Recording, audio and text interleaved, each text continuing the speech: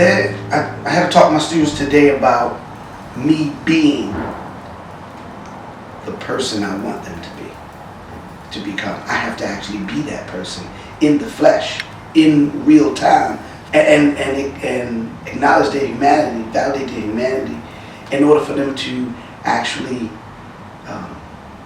have the potential to become what it is I think they could potentially become.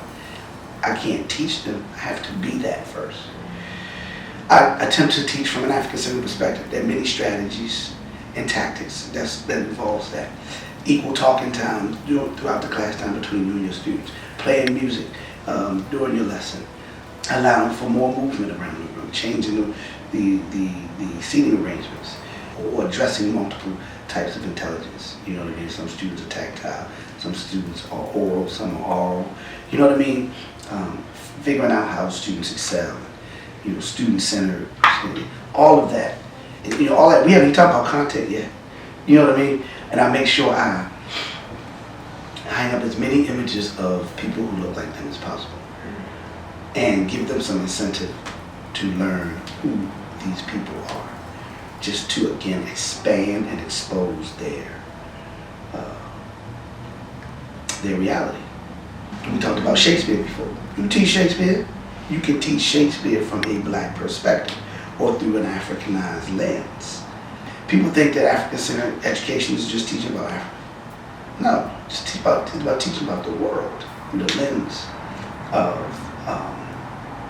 traditional culture that comes from the continent, which is, I don't want to say natural, which is familiar to mostly black children, you know, in ways that they aren't even aware.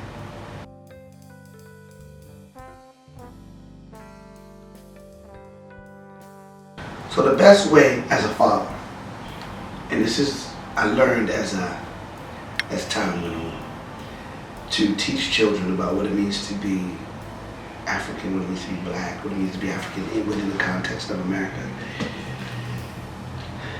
is to be that. We talked a little bit about how I carry myself in the schoolhouse and around the students. But you can provide them with data. But children watch you, and they do as you do, more often than they do as you tell them. So again, definitely expose them, give them balance. And I've exposed them to traditional culture, history, but also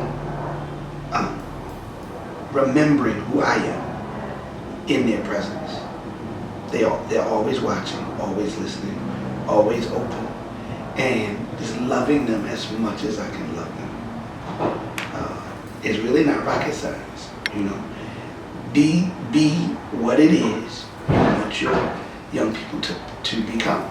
And remember, they have their own life, their own path. And some traditions would say that they don't belong to us. They belong to the universe, or they belong to God. We're just here to help guide them along their path. That was probably the toughest thing to learn as a black father, is that I don't have any control over my children's destiny, life. I'm just here as a guide, you know. And once I figured that out, it helped me cope with a lot of heartache, a lot of pain, a lot of trauma, and so it kind of checked my ego and checked myself, and just try to be the best man I possibly could be, you know. And your father is was under the umbrella of being a good, decent human being and being a decent man.